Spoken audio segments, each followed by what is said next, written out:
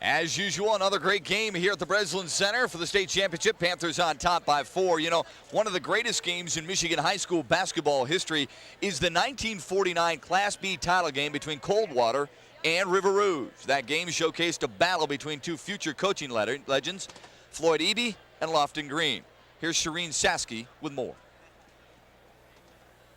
1949 was a year of champions at Coldwater High School. The boys' football, baseball, and basketball teams dominated high school sports. But it's the basketball team's state title that people still talk about today. We went to Lansing, and we stayed overnight in Lansing the night before we played River Rouge. And I think that was the first time any of us ever left Coldwater to stay overnight in a hotel room. Well, Coach had us locked up in our rooms, so we couldn't get out. We couldn't talk to anybody. We were playing at Jennison Fieldhouse, which was just awesome place, you know, at the time. And the floor was one of the floors that was raised up about 2.5 feet off the concrete surface there. And it was so big, and they had glass backboards. Coldwater was the underdog against the talented team from River Rouge, but Coach Floyd Eby's Cardinals had a secret formula for success.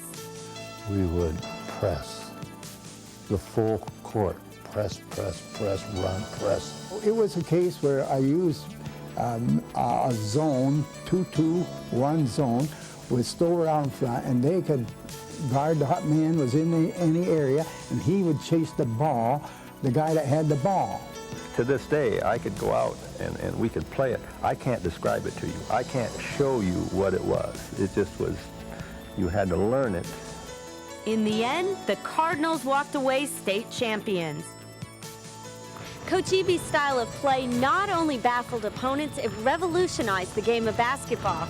See, we beat River Rouge even, and he said to me, he says, "You got me convinced.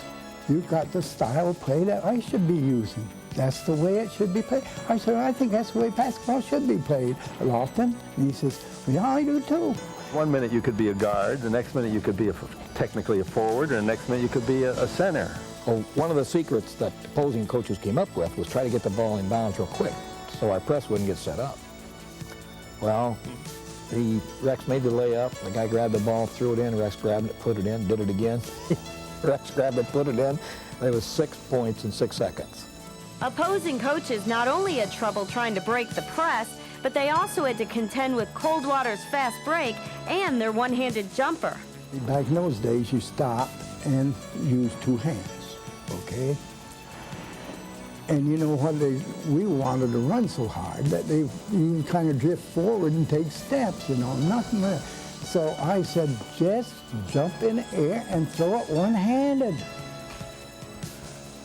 They looked at me like I was crazy. And with Eby's style, you didn't have time to shoot 2 hands. You were shooting on the run.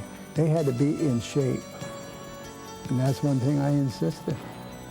You got to be able to run. If you can't run the whole game, then you can't play the whole game. You're going to have to sit on a bench and rest, and you don't want to sit on no bench, not next to me anyway. And Eby was a great coach. You know, you hated the guy most of the time, but, you know, he did his thing.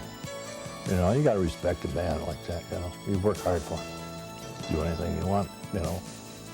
If he asks you to jump off the building, you might try it, but, you know, you'd think about it before you look down. I set the rules, see, and I believe in discipline. I just really believe in it, and I think all teachers ought to be disciplining their students, you know, if they're doing wrong, you know.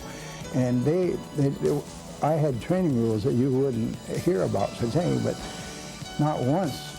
If one guy disobeyed that, he had to wait out another year before he could even go play. Those who did obey reaped the rewards of success. Then after the state championship, the highly competitive coach taught his players another lesson. We ended up in a card game, and Coach Eby took we only played penny ante, he took every penny from every guy on the team. Every penny, you believe that? And he's supposed to be a preacher.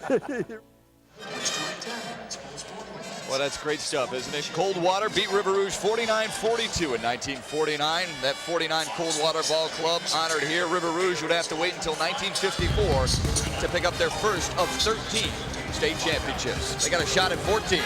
If they hold on, they lead the Chiefs by 4.